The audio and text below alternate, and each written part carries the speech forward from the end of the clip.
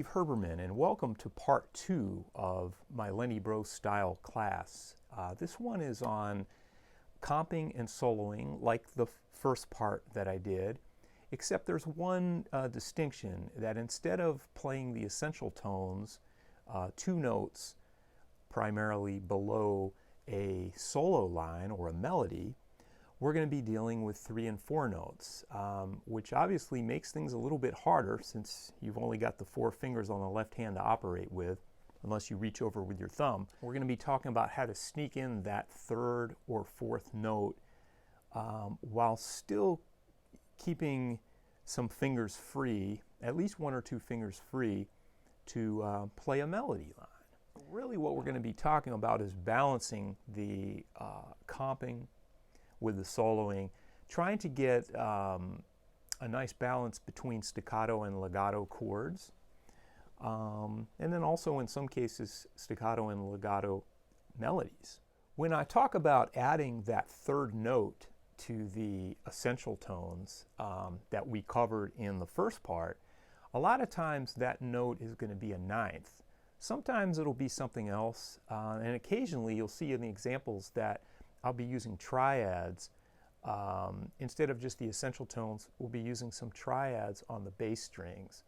So primarily strings 6, 5, and 4, or 6, 5, and 3. Occasionally I'll go on to strings 5, 4, and 3, and things like that, also with the comping chord. The way the class is broken up is it's into 2-5-1 examples to start. So we'll be looking at 2-5-1s that each chord lasts a bar. And then after that, we're going to be doing shorter 2-5s where the 2 and the 5 chord are just 2 beats each. And that's pretty much the main situations you're going to see in 2-5s. Which is, of course, a very common progression. And then we're going to take a look at the tune "It Could Happen to You" that Lenny Breau actually recorded. Okay, so that's going to give us 3 free fingers, okay, to basically play the arpeggio. Okay, then we're going to switch to this really nice C7 altered chord. It's got a sharp 9 in it on the 3rd string, a sharp 5, and a flat 9. So it's almost fully loaded, as Lenny Breau used to say. Almost fully loaded. Fully loaded would also have a sharp 9 in it. And guess 3,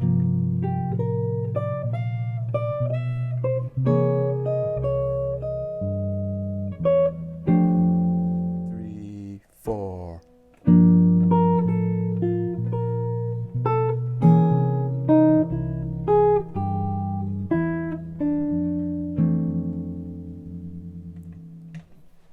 Okay, so in the C7 chord, it's augmented with a flat 9, just as indicated in the chord symbol.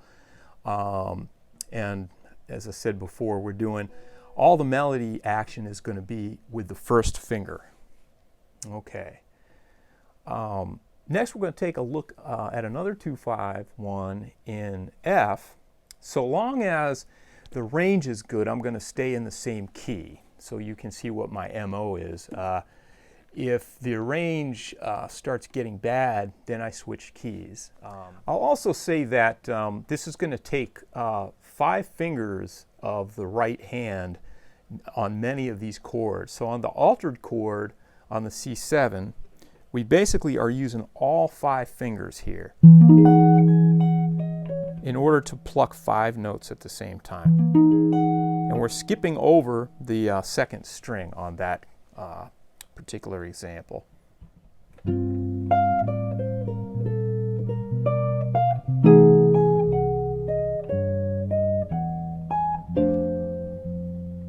The 5th string.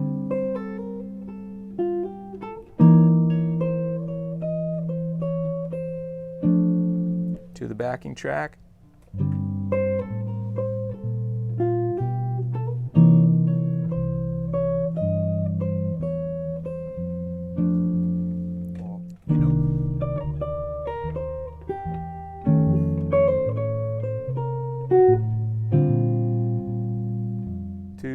3, 4.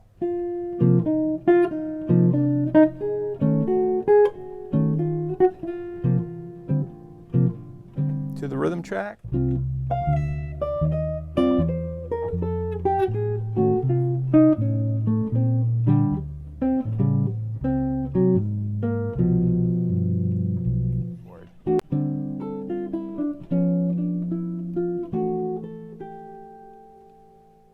Number 11 contains one of my favorite type of devices, which is kind of layering a chord, starting, let's say, with 2 notes, essential tones, F and C, on the 8th and 10th fret, and then adding a scale above it and getting a larger chord. I love this kind of chord building on the fly sort of mentality.